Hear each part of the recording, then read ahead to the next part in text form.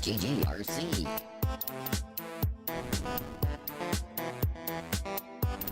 Hey everybody, welcome to another QuickSave Review with me, RC, here on GGRC.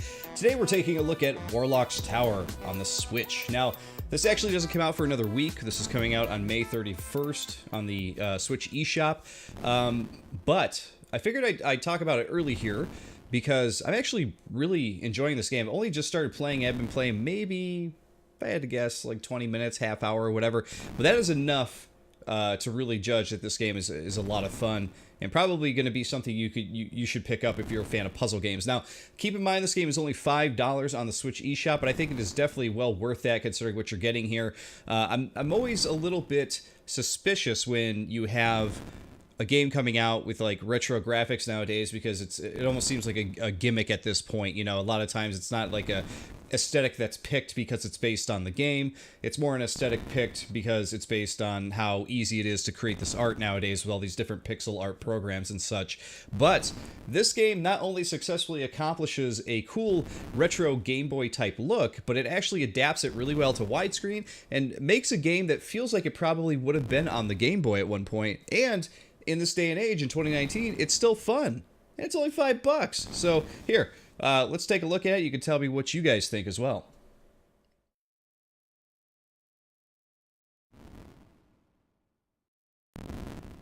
Okay, so here we are, Warlock's Tower. Let's jump into play immediately. So I'm actually further than this, but we're going to start in Dungeon A, just so that way you guys can get an idea of what to expect from the game here. So you get a game map. You can see I'm about 18% into the game, close to 20% or so. But you get a game map, and the next level unlocks as you complete the previous one. So let's actually jump into, let's try just this one, level 5 here, and see what we got going on here. So you play as this little guy. I guess he's a postal worker. I don't know if the story is that he tried to deliver mail to this castle and he's cursed or something. I have no idea. I didn't catch the story at the beginning. There is a little bit of a story that goes along with it, but knowing me, I was kind of like skipping through it or whatever. But you do play this little postal worker guy, and you'll see that he'll rummage around in his bag. He's got characteristics, he's got personality, and you do meet up with characters along the way who know that you're a postal worker, and they will refer to things as such. All right, so the whole idea behind this game, being a puzzle game, you'll see a number up in the top left corner. That's how many steps that you have to take, and you have to keep replenishing your steps. They keep saying in the trailer that basically is like 1 step equals 1 life. So here we go. See the postal worker like adjusting his hat and everything. Love the amount of character that's in this game for the type of game that it is. As you can see, beautiful Game Boy style graphics as well. That, in my opinion, this is super accurate to Game Boy style graphics. Like I see a lot of games come out with retro graphics, you know, Game Boy style, and they try to say Game Boy style, and they'll put the palette over it and everything like that. But this looks like it, and the pixelized characters and everything, they look perfect. So anyway, enough praising of that. Here we go. 1, 2. So we're down to 1 step. We take that last step here to grab the 5. So with the 5, which way we want to go? Well, we could go up to the 3. 1, 2, 3, 4, 5. There we go. There's a 3. 1, 2. Oh, that was not exactly what we had to do there. So you see, it'll actually really quickly throw you back to the start of the level. So for this particular one, what you want to do is grab this 3, then grab this 3, and then you can head right out. Now, you may be thinking, okay, I get it. You got to take the right amount of steps. And, well, you're right. They do throw more stuff at you as the game goes on. And we'll see if we could throw that into the mix here. So you can see the levels do get bigger. You use the right stick to kind of move around and see which way you're going to go. But they also start adding in keys. They start adding in enemies. And it does complicate things quite a bit. So, let's see if we can remember how we did this one. Grab that. 1, 2, 3. 2, 3.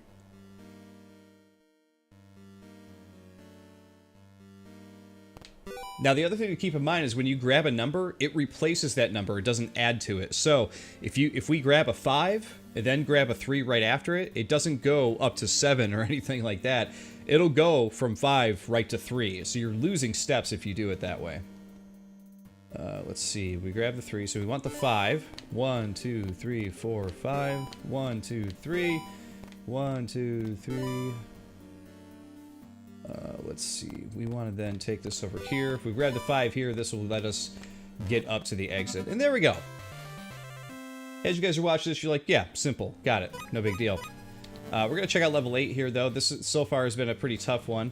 So you got your whole map right here. And you actually have enemies on the board now, too. You got these little zombie guys. Again, love their animation. Love their sounds and everything. Feels very much like an old school Game Boy game.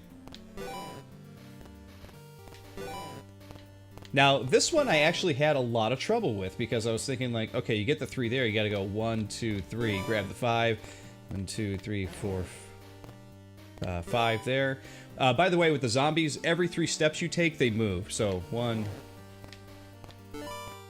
see, just like that. So I kept getting stuck on this part. And at any point you can hit X to restart. But come to find out, I'll give you guys a little pro tip on this level here. You then want to go ahead and grab the 5, 1 more step, he'll go down. There we go.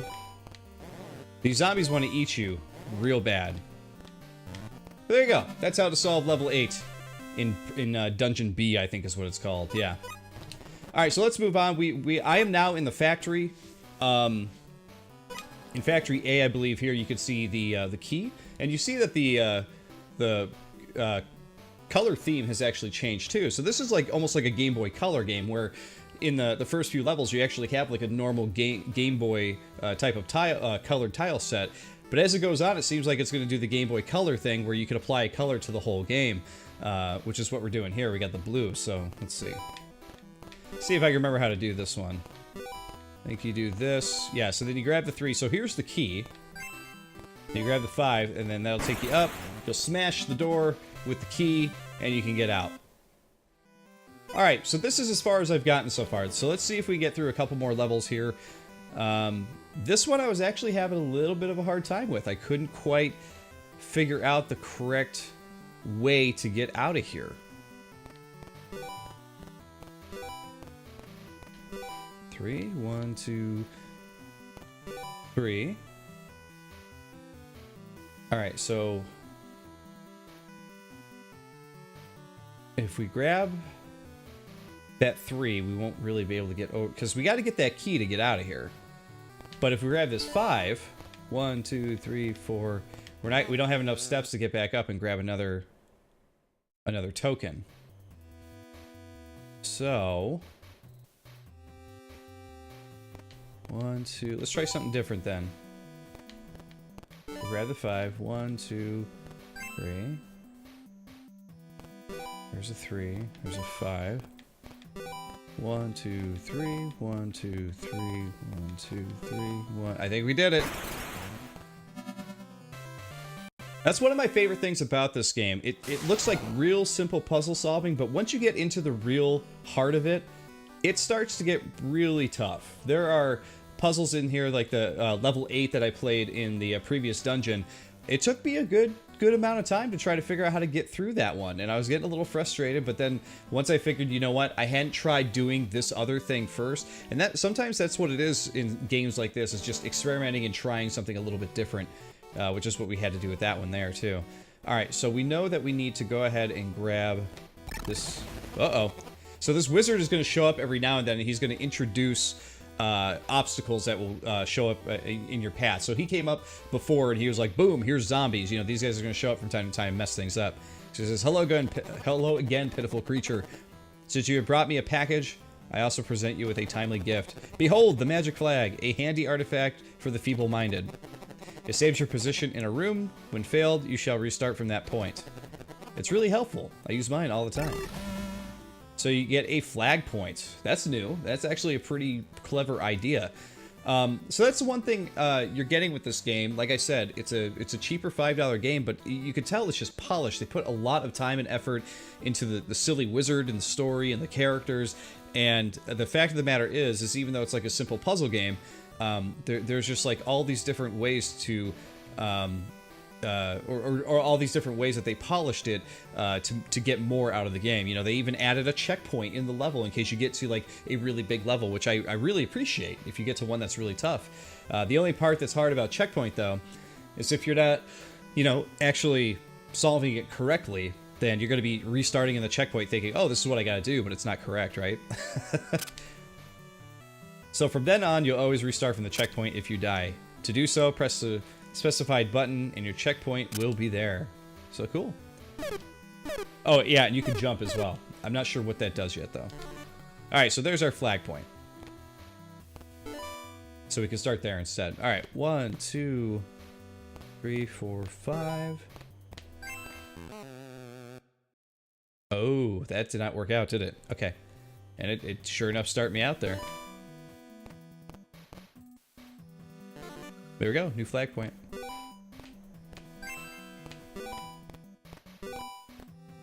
Alright, so that level was a bit easier. I got one death because I wasn't really paying attention, but... Wait for one to get pretty wicked here, though. Alright, so this is a much bigger level here. You really gotta have to sort of count out your steps here to make it all work correctly. Let's see.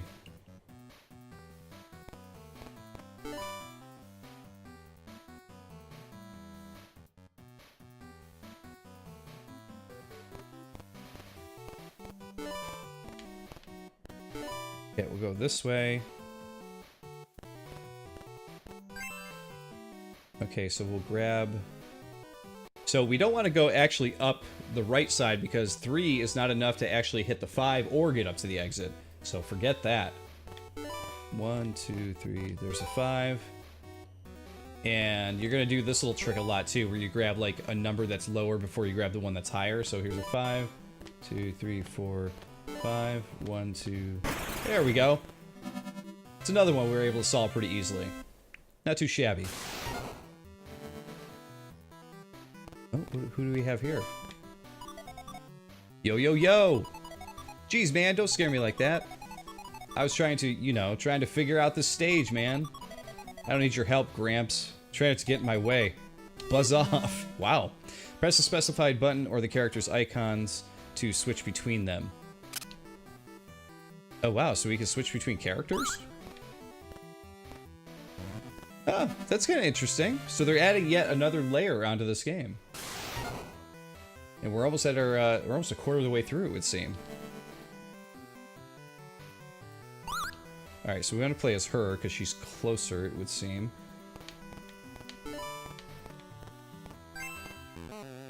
Oh, that did not work out. Alright, so it would seem at this point we want to play as her.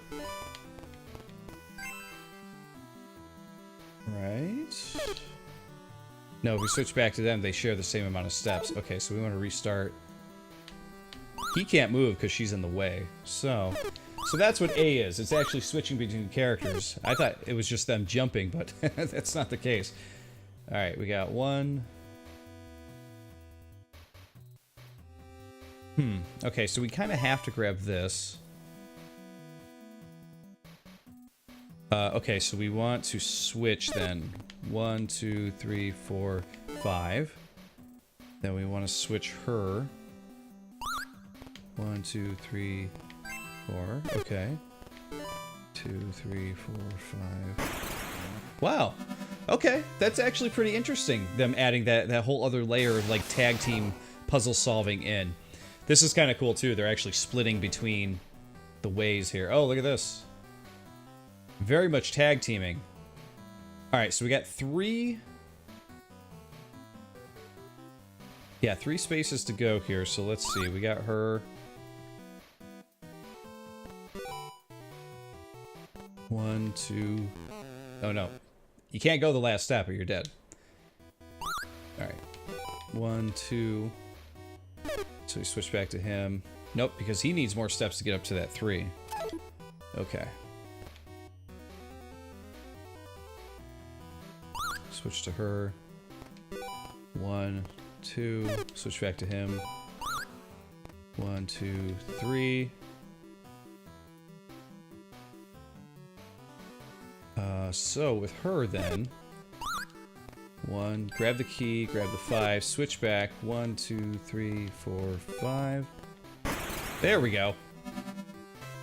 That is actually a really great thing that they're adding to the game there. I am a big fan of that. Oh, that was actually an extra level. It doesn't lead to the stairs. I thought it would.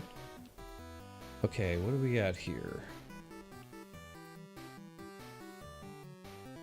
Okay, so he's got 3.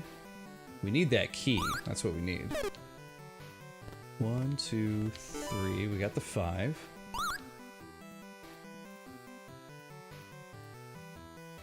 Let's see. If we have her go... Alright, he needs 1, 2. She can use 1, 2. 1, 2, 3,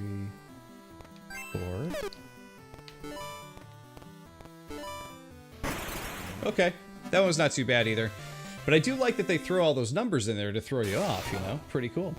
And here we are in Factory B. But there you go, guys. I'm not going to harp on this one too much longer. I think that this is a game that you should definitely check out if you're a fan of these style of games, because I think that this is pretty damn good, to be quite honest.